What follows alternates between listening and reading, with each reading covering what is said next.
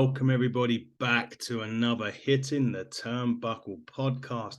And as you can see, you've only got me this evening. Andy is still busy delivering beers to the nation, and we cannot let him do that because in England there would be a national outcry.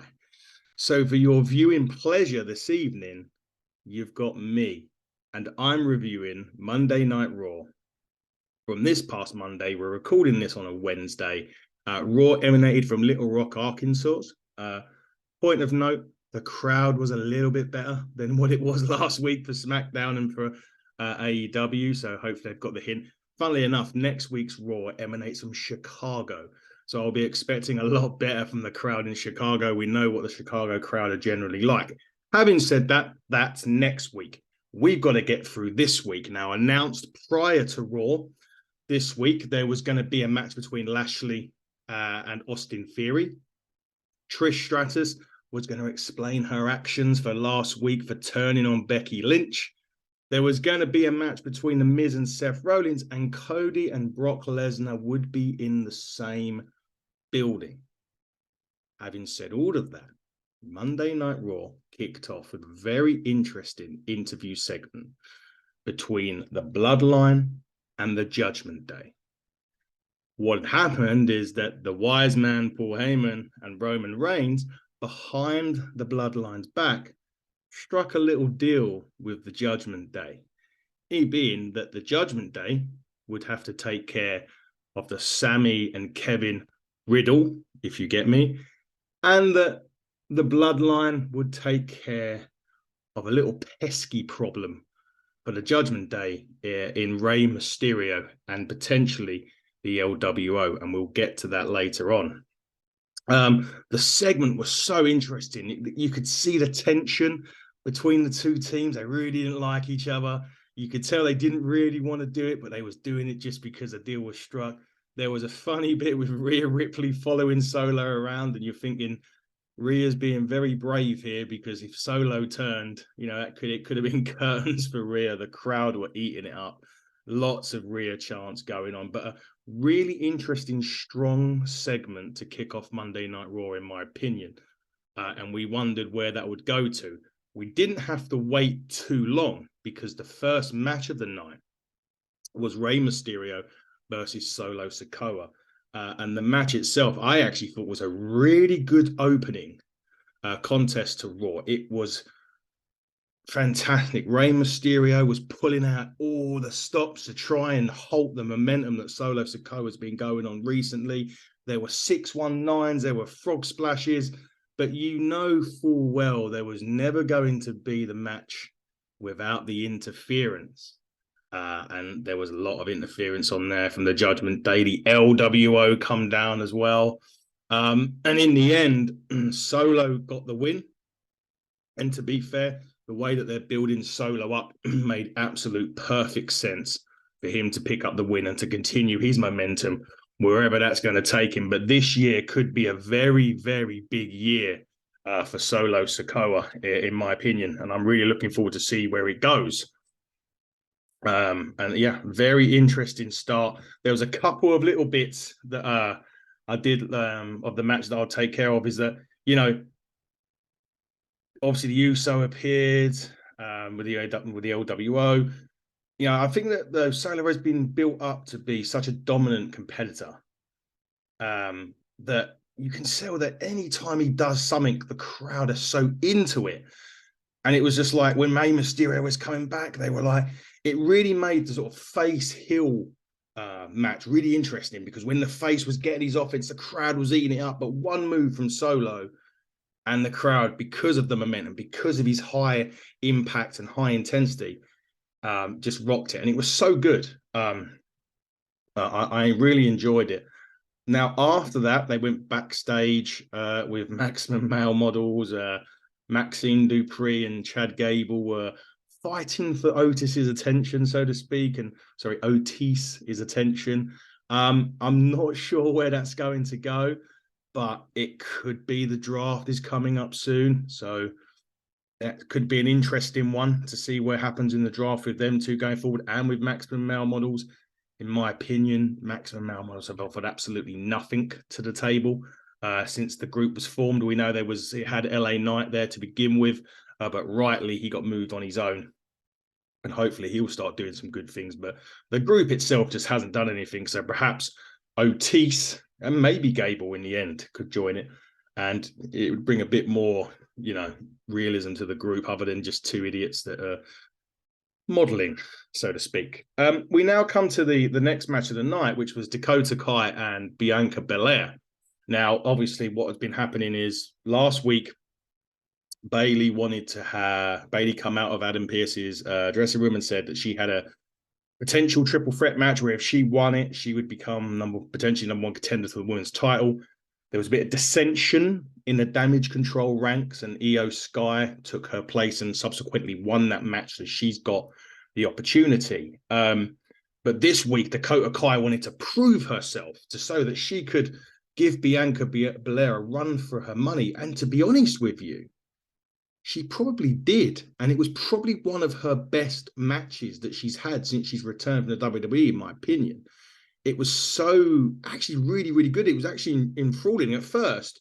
When I thought, when I first saw the match coming on, I thought, oh, this is going to be, a tough watch. But absolutely not. She was countering all of Bianca's sort of signature moves. And you're thinking, hang on a minute here, this could actually be a win for Dakota at one point.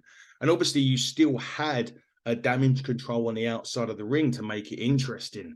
But as it always happens in the match, Bianca Belair managed to get the job done. We're eventually hitting the KOD and winning that match and moving on to, I would imagine, the match against Io Sky, possibly at Backlash. What I did find interesting, one of the couple of interesting bits I found was Dakota Kai using Bianca's braid to escape the KOD, which I thought was fantastic. And also the commentators really did a good job of building up Io Sky and Dakota Kai to have that sort of the individual spotlights. They'd been a team. It didn't quite happen for them. They were tag team champions, but it just didn't quite work. And I think what the commentators were trying to get across is both of these women's desires to actually come out as a single and be a real big threat. And it actually made you care a bit more about those two individuals. So actually, they done a good job playing their part. And Bayley looked annoyed every time Dakota Kai was getting on the receiving end of some offense from Bianca. And there was also a little bit of tension there at the end where where they were walking back up the ramp. But overall, I wasn't expecting big things from that match, but it actually really delivered.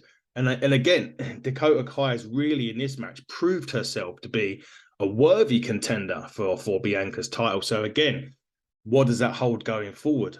Does Io Sky beat Bianca Belair? I think if Bianca retains, she becomes the longest reigning women's champion. She will surpass Becky Lynch. So is that where they're going with it? So she does that bit like with Roman Reigns and the Universal title. Is that where it goes? Who knows? But again, I thought solid match, exceeded expectations in my opinion.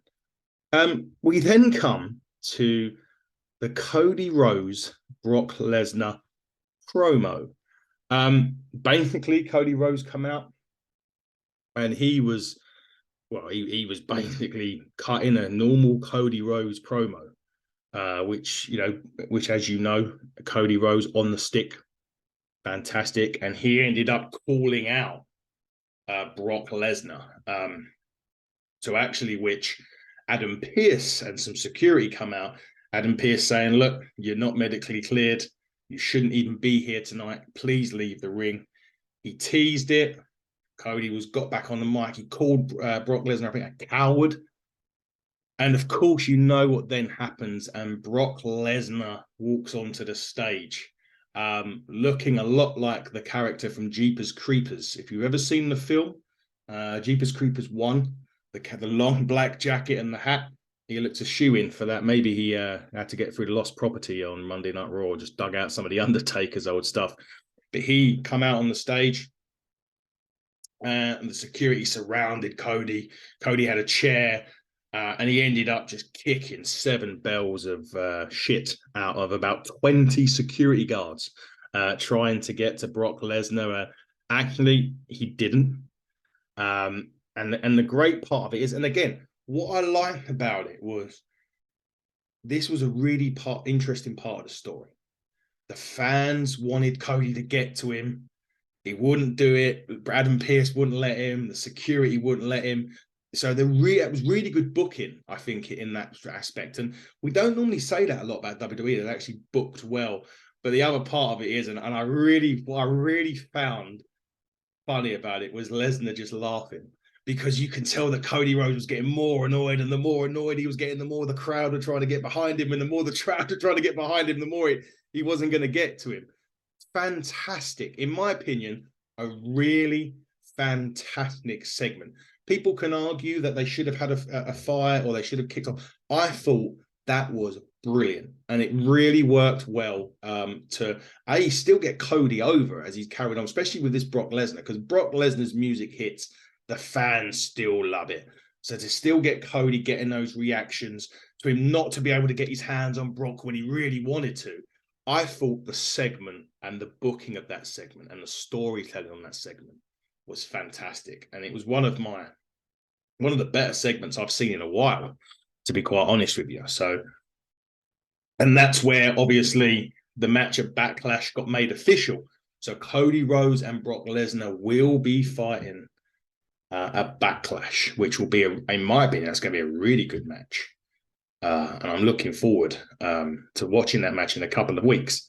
So, yeah, very, very good. They then cut to a backstage skit with Riddle and Kevin Owens and Sammy. And I think what they're trying to do with that backstage skit was make Riddle more serious. It started pretty funny. He was talking about trying to put tape around his toe and call a finisher the toe bro, to which Kevin Owens, took exception to, really. And then Riddle started getting to a bit more serious. So I think what they're trying to do is turn Riddle away from the dopey character that he had, or the high character, as we alluded to last week, and turn him into a bigger force, a more serious force anyway. And they ended up just having quite a funny but intense skit. And Kevin said to Sammy, "Well, that was a good idea of mine." And Sammy was like, "Well, that was my idea." And it was a fun segment with a bit of seriousness to it. The next match for me was the match I didn't think I wanted to see, but I absolutely needed to see it. And it was a match between Seth Rollins and The Miz. The match never had any meaning to it. There was no real storyline about why that match come across. However, my God, it absolutely delivered. And it goes to prove for me 2 things. Seth Rollins is still the man in the WWE right now. There is no one that comes close. And it proves beyond a shadow of a doubt, The Miz is underrated as hell. And he still is. No matter what you say about him, he's good on the mic. He's annoying. He's a Mizmal. You want to hit the guy, but that's him doing his job. The match was absolutely outstanding. I mean, it was some of the action in this match was fantastic. It really, really was. I think in this one itself, there was obviously fans on the edge of their seats. There was a near fall after near fall after near fall before Rollins hits the stomp and pins The Miz. Now, Monday Night Raw at this point, for me, we're sort of an hour and a half or so in, and it's absolutely cooking, in my opinion. A very strong start to Monday Night Raw. I think in general, between these two, I think it's what me and Andy was discussing last week. It's a little bit of filler as we lead on to the draft. I mean, as I said, this didn't really have any meaning. There was no real storylines. I know that before WrestleMania, Seth Rollins had stomped The Miz to get to Logan Paul. But it was just, the match itself just absolutely delivered. And kudos to both of the guys. I thought match of the night without a shadow of the doubt. Obviously, we had The Miz attacking Rollins prior to the bell. They had the one point, actually, one of the ones I did like on this match was when the Miz done the code breaker on the Rollins in the corner. What a fantastic move to bring out. And he scored the near fall with the frog splash with the knees up. Fantastic. A really good match. And as I said, kudos to both of those guys for putting it on together. The next match on the card was Austin Theory and Bobby Lashley. Now, they've been having a rivalry that's gone back some time. Prior when Seth Rollins was in there, they had matches together, separates. So I really think that, this match was a kind of, again, it was a bit of a filler match because Bobby Lashley has been kind of starting a feud with Bronson Reed. Austin Theory just really hasn't done anything since beating John Cena at WrestleMania. So again, I think we're again playing up to the draft on this one. The match itself was actually really good. Theory nearly kicking out of the modified Dominator, which was really good. The Hurt Lock when he broke up with a drop kick before moving away, and then the match again was just entering that phase where you think something's going to happen, and bam! Bronson Reed comes out of nowhere and starts to kick the hell out of Bobby Lashley. Those two together had a great match the week before. So I was a bit surprised, to be honest, that they didn't follow it up in a match sense. They did in the sense that Bronson Reed come out here. He was being up. They actually splashed Austin Theory as well at the same time at that point. And then he come out and he hit another devastating tsunami on Lashley. And I think those two together for me are money. And I said it last week when we was talking, me and Andy was talking about the match that they had. A fantastic match they had, by the way. But also this, again, puts Bronson Reed, in my opinion, really high. And I can see a lot of fans, and again, Andy mentioned this last week, fans don't seem to get Bronson Reed. I think there's so much potential there. And at least with Triple H partially or mostly booking the show, you will see him come over strong, like you've seen the Solo Sikoas come over strong. And it's about time, to be honest, that we see the NXT guys that were good down in NXT get it on the main roster. Because if you saw over the last few years, the NXT guys have come up with massive, we're all excited, and none of them have really delivered. So to get these guys starting to deliver, for me, is a massive plus. So, hopefully that will continue, and we'll see more of Bronson Reed and Lashley. Again, what does the draft hold for both of those? I think perhaps they both go to SmackDown. I think Bobby Lashley, maybe that would suit him. Maybe we'd see a Bobby Lashley, Roman Reigns feud for the title. That'd be really interesting to see. It looks like they dropped the Hurt business from coming back. I think I read that the other day. Really disappointing, in my opinion. I really thought they could have kicked that off and as I said, put the Street Profits in there, or somebody else. We know the Street Profits are probably going to split up in the draft, but it would have been good. Now, the next part of Raw, the next portion of Raw, was probably one of the best promos delivered by the women on there. And Trish Stratus has that softly spoken voice, and she cited what she perceived as a lack of respect from, the WWE universe, from the women, from her peers.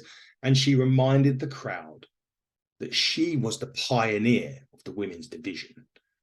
And then she scolded Lynch for not thanking her for all that she'd done. And I think she was really concerned that she'd become this sidekick. And at this point, she was hitting, Trish Stratus on this promo was hitting everything right. The tone in which she was setting and she was talking about it, it was fantastic, in my opinion. I think what could have been better on it, because the promo was so good, they didn't have to pipe in the fake boos that you could hear, in my opinion. She didn't need it. Trish then goes to come on and say that, hey, I was the one that took out the leader. I took her out because she needed her out of the picture so that basically she would become crystal clear that she was the one that screwed Becky Lynch out of the women's title. She also said that she was the first woman to make you give a crap about the women's division. There would be no women's revolution without her, and there certainly wouldn't be a woman in the main event of WrestleMania. She stated that the women's division was a joke before that she come in, and then she delivered a line, which I was fantastic, which was, I'm not your childhood fantasy, and I'm damn sure not anybody's sidekick. I'm the most important figure in the history of the WWE, and I'm here to make sure you don't forget it. What a promo. You know, we were talking for weeks about how the women's division was stale and it needs this change, and they have the match on the card like Dakota and Bianca. And then you have that promo from Trish Stratus, and she hit the biggest home run with that promo. I was so impressed with that. And it was a fantastic, fantastic promo. It sets up the feud for when it happens. We don't know. Is it going to happen at Backlash? We're hearing it's happening at SummerSlam. We don't know. But what a promo from Trish Stratus. Becky had come out on Twitter prior to Raw to state that she wasn't going to be there. It caused up Raw because she blanked everything out, and she's actually dealing with a minor foot injury as well, which is another reason why she was away. But also, we know it was to sell what Trish Stratus done last week. So, but wow, what a promo. Trish Stratus, kudos to you. You're still killing it in a division. After that, we then come, I suppose, the filler part to the main event, which was Mia Yim and Candice LeRae versus Chelsea Green and Sonya Deville. And we had on commentary Liv Morgan and Raquel Rodriguez. So this was kind of them having their tune-up match before they go for the women's titles on SmackDown this week. I felt that it actually had some really good wrestling on it, but unfortunately the crowd just didn't give a shit. I did like the fact that they had some really good wrestling on it, and Chelsea Green's character will develop and will get over with time. And Sonya Deville as her partner actually works because she's already got to that stage where the crowd hate her anyway. So whereas Chelsea Green's just getting into that, rhythm of her character. I think her last WWE run, apart from the fact they didn't really use it, was blighted by injuries. So hopefully she gets a good run because she's another great talent. Does she need Sonya Deville? Well, that's up for debate, I suppose. Maybe right now to help get her over because Sonya's already at that stage where she's already over. So at the end of the day, that match was Green and Deville went over, which was absolutely fine. And at the end of the match, they threw Walter over Liv Morgan and Raquel, and they then ran away. So that's a prologue to their match on Friday. We'll see new women's champions. Me and Andy was saying, was this Raquel and Liv just a smooth over for a week or two? Who knows? Now, the main event of Raw was the last bit of action this week, and it was Sami Zayn, Kevin Owens, and Riddle versus the Judgment Day. This has divided opinion between me and Andy, I have to say. Andy hated the end of Raw, apparently. He's not here to defend himself this week. I thought it was actually really, really good. So it was a really action-packed six-man tag team match. There was interference from Rhea Ripley, and obviously they knocked off Pete Priest, Finn, and Damien. Again, Finn coming out with his Finn 14 staple shirt was really good. I thought that was quite a funny thing for him to come out as a great shirt. But again, he's still working. I think he's still banged up. Who knows? But they worked fantastically well, in my opinion.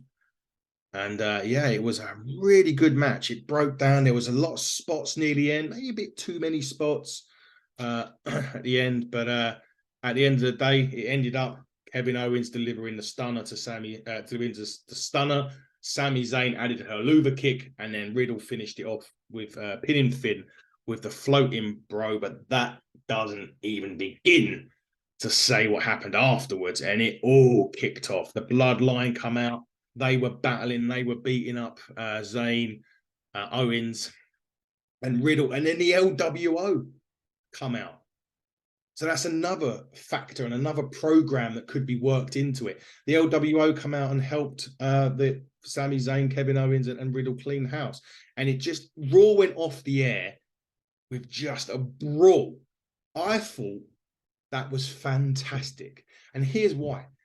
We talk about on the program, me and Andy are always we like long-term booking. When we like things being inserted into long-term booking because it helps.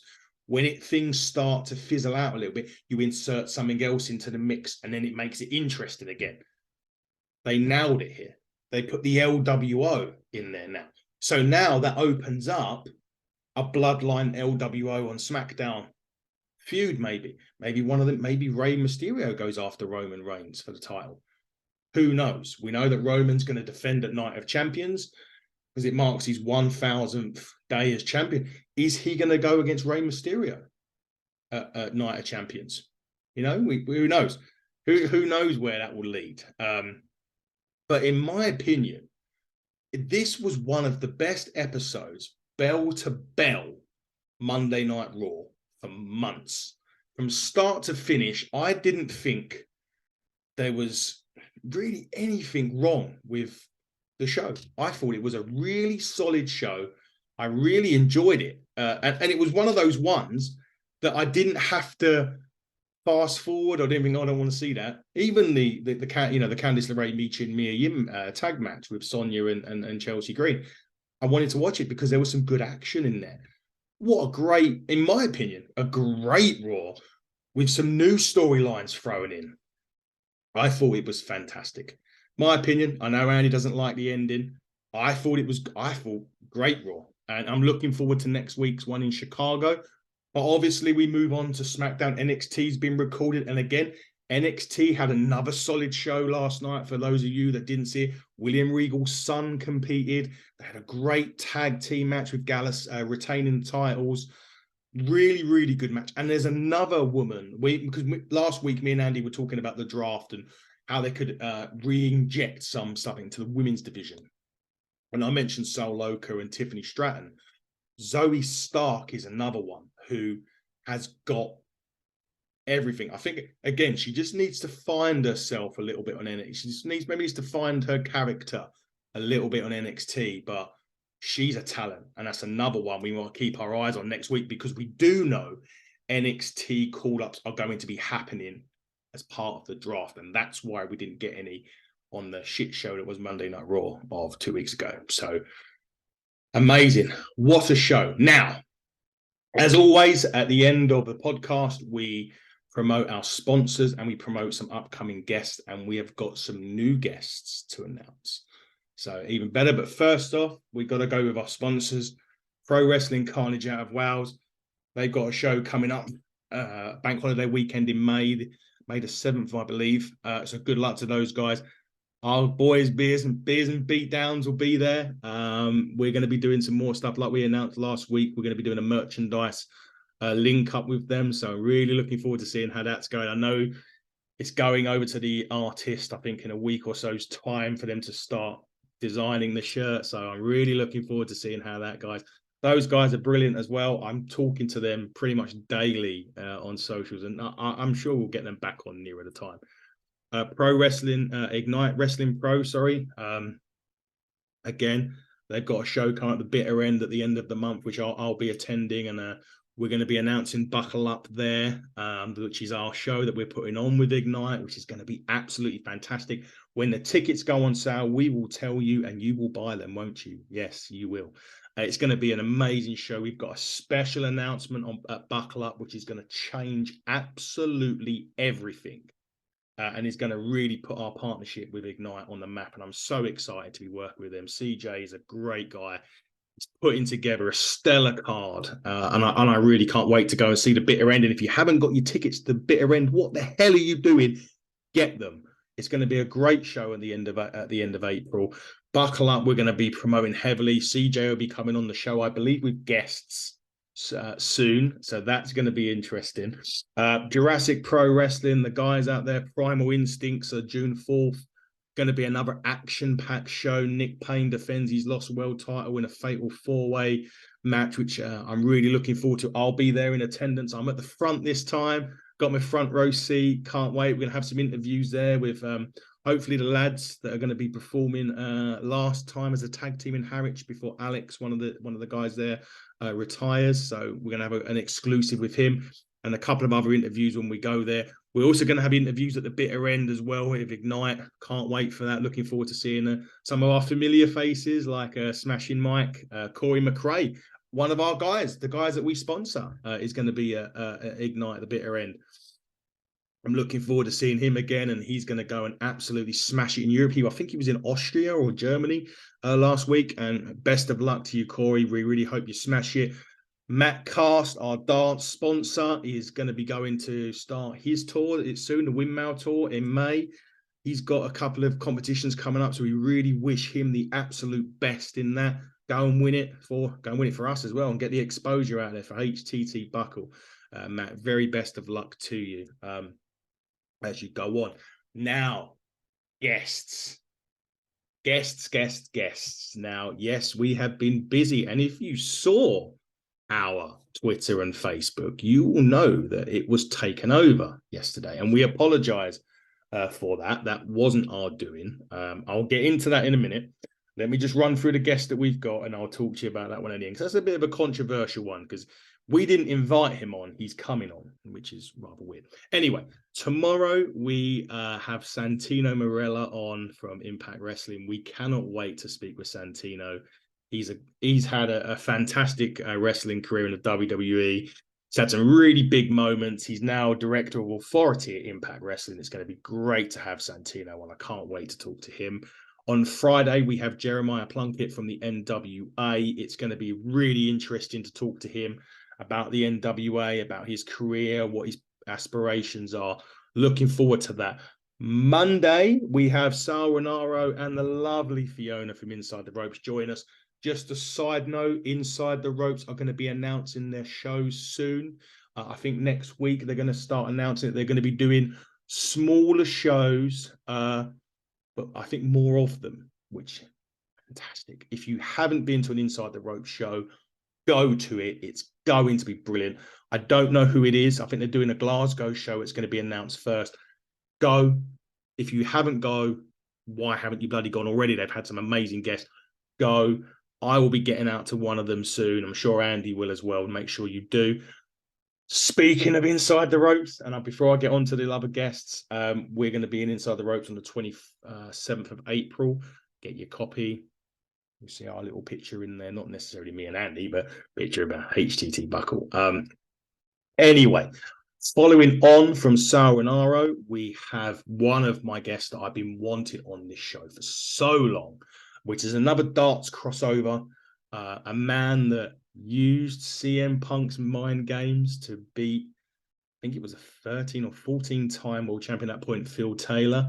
So we're going to welcome Paul Nicholson to the show this time next week. I can't wait. He's one of my list that I've wanted to see and wanted to speak to for so long. Flash Morgan Webster joins us on the 4th of May. Again, really looking forward to having Flash on. First ever Welsh champion in the WWE and NXT UK. Great guy. Beers and Beatdowns love him. So he's bound to be a great show with him. On the 11th, we've got the Professor Bobby Fish, another one that we've pulled out the bag for you guys. We cannot wait to have him on to talk all things, tag team wrestling, Red Dragon. Maybe a bit of a controversy with CM Punk. We might put that in there. We don't know yet. We'll have to have a chat with him before we go on air and make sure we can do it. But it would be great if we could get his insight, because we know there's a bit of friction there between CM Punk and Bobby Fish. Now, the guest after that, on the 18th of May, as I've mentioned earlier on, took over our social media chains and announced himself as a guest on our show. He was a part of ECW, the original ECW, part of the Impact players with Lance Storm, former champion, just incredible, has invited himself on the show on the 18th, much to our surprise. But he will be here to talk all things Extreme Championship Wrestling, and we're looking forward to that. Now, there may be a few more names coming very soon. We are finalizing with three more names at the moment, sorry. One of them is going to be Trouble, that's for sure. One of them is a bit of a vaudevillain. And the other one was a very well-respected woman who her partner used to let the pigeons loose. I'll leave you with that, but don't forget to hit the subscribe button on our YouTube show. If you haven't already, why the hell have you not? Follow us on Twitter at HTTBuckle. We will be back tomorrow. Andy will be here. Santino will be here. Until then, guys, please buckle down and stay safe. Peace out.